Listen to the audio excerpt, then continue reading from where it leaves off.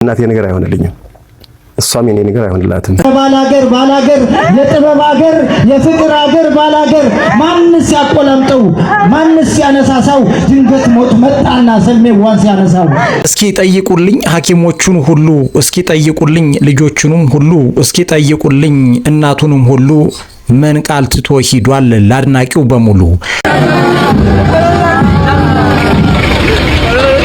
ጎንደር፣ ጎጃም፣ ወሎ፣ ሸዋ ማን ያቀንቅንለት ሰሜ ባላገሩ ድንገት ሲጎልበት የባህሉ ጮራ የጥበብ ብርሃን የባህሉ ኩራት ሰሜ ሲጠፋበት በሚሉ የባህል የቁጭት ግጥሞች በባህር ዳር ከተማ በአድናቂዎቹ ፊት ደምቆ ውሏል።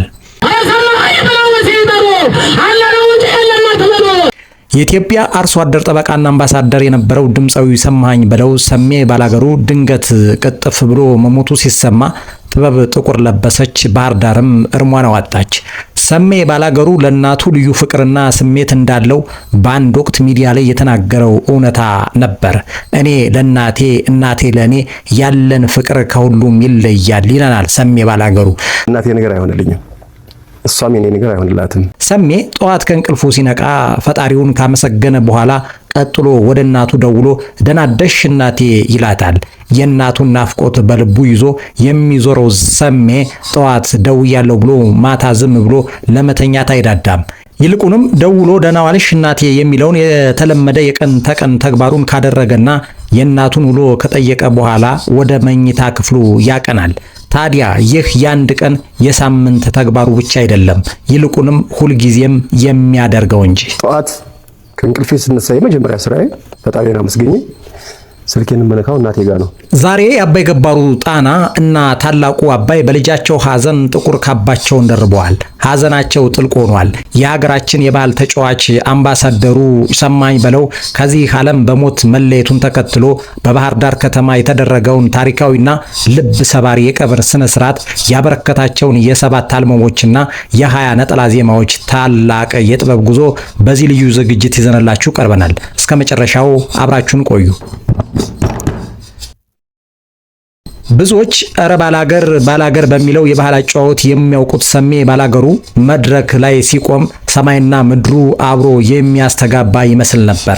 ሰሜ በግጥምና በዜማዎቹ ውስጥ የኢትዮጵያን ገጠር የወጉንና የባህሉን ውበት የሳለ ድንቅ የድምጽ ሳሊ ነበር። ማንም የማይተካው የባህሉ ጌታ የጎንደርን፣ የጎጃምን፣ የወሎን፣ የሸዋን ዜማዎች በአንድነት አቅፎ የአርሶ አደሩን ሕይወትና ድካም የጀግንነት ወኔና ኩራት በመላው ሀገሪቱ ያስተጋባ የባህል አምባሳደር ነው። 7 አልበሞችና ከ20 በላይ ነጠላ ዜማዎችን አበርክቶ የጥበብን መንገድ በክብር መርቷል። ለትውልድ እንዲተላለፍም አድርጓል።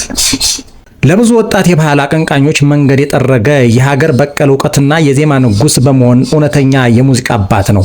እረ ሰማኸኝ ብለው ሲጣሩ አለነው እንጂ የለም አትበሉ የሚባልለት የሙዚቃው ንጉስ ሰሜ ለሀገሩ ወጣት የወኔ ምንጭ፣ ለአርሶ አደሩ ጠበቃ፣ ለጥበብ ደግሞ ታማኝ አገልጋይ ሆኖ ኖሯል አልፏልም። የመድረኩ ሞገስ፣ የባህሉ ጌታ፣ የሙዚቃው አባት ሰሜ ባላገሩ አካሉ ቢለየንም በጥበብ ማህደር ውስጥ ስሙና ስራዎቹ ለዘላለም ሕያው ሆነው ይኖራሉ። የመድረኩ ሞገስ፣ የኢትዮጵያዊነት ኩራትና የጥበብ ምልክት ሰማኸኝ በለው ዛሬ ላይመለስ ይችን ዓለም ተሰናብቶ ወደ ፈጣሪው ሄዷል። ክብር ላንተ ይሁን የባህል ጮራው ሰማኸኝ በለው። ጎንደር ለጎጃም ለወሎ ለሸዋ ማን ያቀንቅንለት ሰሜ ባላገሩ ድንገት ሲጎልበት። ከነጋ ጀምሮ ምን አለች ባህር ዳር ምን አለች እናትህ በሚሉ ልብ ሰባሪ የሐዘን እንጉርጉሮች የባህር ዳር ሰማይ በሐዘን ደመና ተሸፍኖ አለ። የከተማዋ ነዋሪዎችና ከመላው ሀገሪቱ የተሰበሰቡ አድናቂዎቹ የአባይንና የጣናን ክብር አንስቶ ያዜመው የባህር ዳር ናፍቆቱን በዜማ ውስጥ ያኖረው ውድ ልጃቸውን በክብር ለመሸኘት አደባባይ ወጥተዋል። የባህል አስታራቂው የባህሉ ሞገስ የትውልዱ ምልክት ሰማኸኝ ልክ እንደ ሙያ አጋሮቹ እንደ ጥላሁን ገሰሰ፣ ብዙነሽ በቀለ፣ ሙሉቀን መለሰ፣ ህይወት መኮንንና ሽጉጥ ቸኮል ሁሉ እርሱም የራሱን አሻራ ጥሎ ያንን የዋህ ማንነቱን ይዞ ወደማይመለስበት ዓለም ተጉዟል። የቀብር ስነ ስርዓቱ የለቅሶ ብቻ ሳይሆን የጀግና አምባሳደር የክብር ሽኝት ነበር። የዘመናችን የባህል ፈርጁ ሰሜ ባላገሩ ሲሸኝ መላው የጥበብ ማህበረሰብ ሰሜ በቃኝ ብሏል። አዲስ ልጅ ውለጂ እያለ በሐዘን ተቀኝቶለታል። ለመሆኑ ሰማኝ በለው ማን ነው? ሰማኝ በለው ማለት በቀኝ በግራ የተፈተነ የ7 የሙዚቃ አልበሞች ባለቤት እና የ20 ነጠላ ዜማዎች ንጉስ ነው። እድሜውን በሙሉ ለባህሉ፣ ለወጉ፣ ለሴቱና ለኪነ ጥበብ የኖረ የሀገራችን የባህል አምባሳደር ነው። ሰማኝ በለው በጥበብ ድርሰቶቹ የምናደንቀው በቀልድና በፈገግታው ዘመንን ያደመቀ ታላቅ ሰው ነበር። በግጥምና በዜማ ስራዎቹ ውስጥ ሁልጊዜም ጎልቶ የሚያንጸባርቀው የኢትዮጵያ አርሶ አደር ማንነት፣ የአርሶ አደሩ አነቃቂ የባህል ሙዚቃው ልብና መድኃኒት ነበር።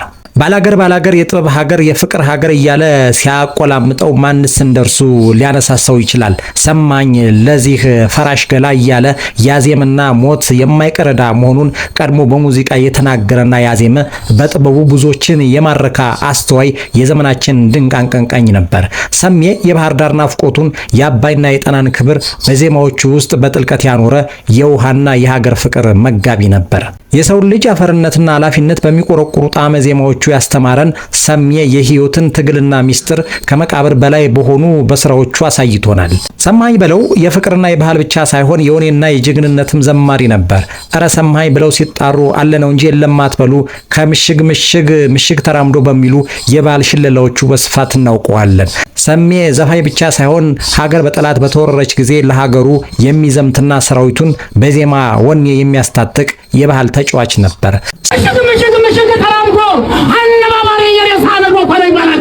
ሰማኝ በለው በዜማዎቹ ስለ ጀግንነት፣ ስለ ሀገር ፍቅርና ስለ ልማት እያነሳሳ የቆራጡ ጀግና ልጅ እየተባለ ሲወደስ የኖረ ከያኒ ነው።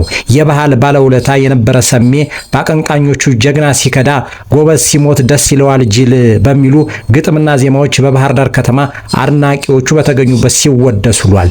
የአስለቃሾቹን ግጥምና ዜማ የሰሙ ቤተሰቦቹ፣ ወዳጅ ዘመዶቹና አድናቂዎቹ ሀዘናቸው ጥልቅ ነበር። ሙዚቃን በባህል አጨዋወት የሚያሽሞነሙና ሰሜ ባከበራት የጥበብ ስራ በሌሎች የጥበብ ሰዎች ተወድሷል።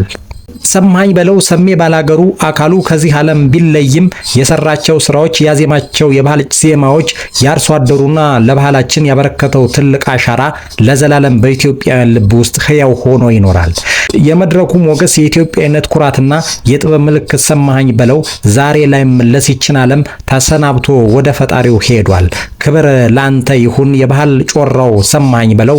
የጥበብ ስራዎችህ እናትህ፣ ባለቤትህ፣ ልጆችህና መላው አድናቂዎችህ ሁልጊዜም በክብር ያስታውሷል። ሰሜ ነፍስን ከደጋጎች ጎን ያሳርፍልን፣ ነፍስ ይማር። እስኪ ጠይቁልኝ ሐኪሞችን ሁሉ፣ እስኪ ጠይቁልኝ የልጆቹን እናት ገበያነሽን ሁሉ ምን ቃል ትቶ ሄዷል አድናቂው በሙሉ።